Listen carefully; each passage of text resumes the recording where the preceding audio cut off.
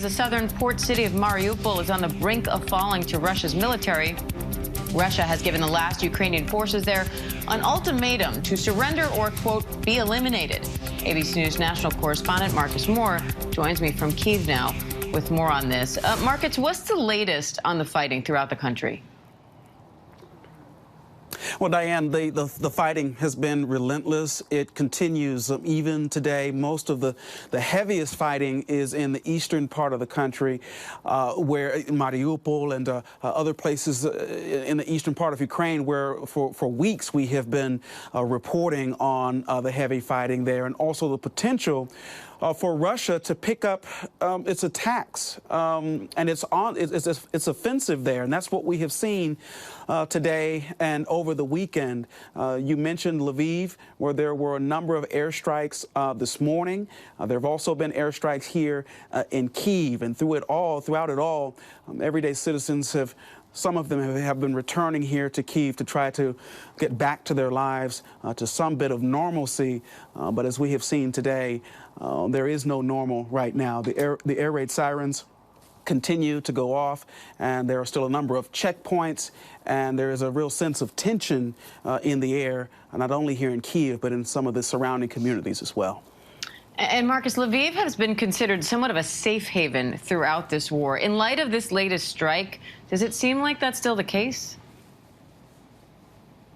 Well, there has always been the threat of violence and airstrikes in Lviv and really across the country. But for many Ukrainians, it has been the safe haven because it is in the west, so it's farther away from the heaviest fighting. So a lot of people have gone there because they're still in their native Ukraine and have been somewhat removed from the heaviest fighting. But today is a clear example of why officials have said that it is far too dangerous for people to return to some of these cities.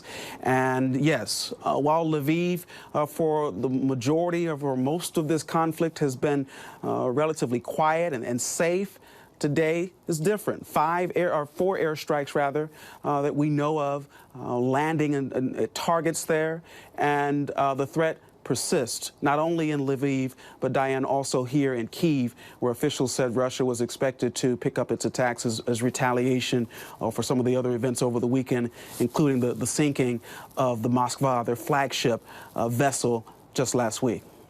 And Marcus, Mariupol is now reportedly on the brink of falling to Russia's military. What's the latest there, and what would it mean if Russia does gain control of that city?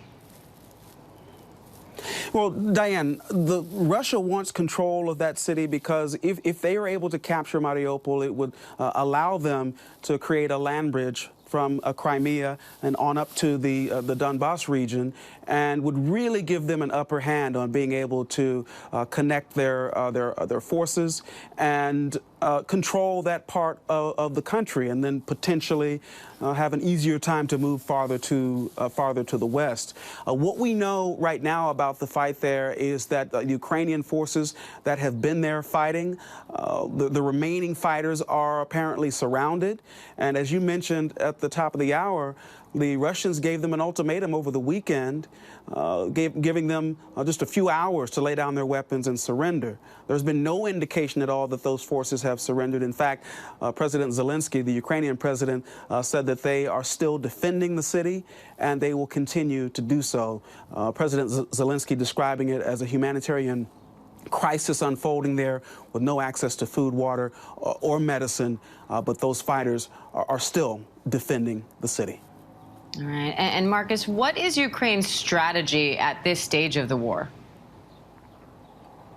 Well, as you know, Diane, they have been in a defensive posture throughout the entirety of this conflict, with Russia on the offensive, and that has not changed. And what they have been calling for is weapons, reinforcements from the West. President Zelensky said over the weekend, or he reiterated, that what they need most is support from the West in the form of weapons, and that is their strategy at this point, to keep up the fight and to continue to hold off Russia. And we know that the United States is sending $800 million in additional aid to the Ukrainians, and some of that artillery and personnel carriers, along with drones and even helicopters. Some of those elements started arriving this weekend. All right, Marcus Moore in Kyiv, thank you. Hi, everyone. George Stephanopoulos here. Thanks for checking out the ABC News YouTube channel. If you'd like to get more videos, show highlights, and watch live event coverage, click on the right over here to subscribe to our channel. And don't forget to download the ABC News app for breaking news alerts. Thanks for watching.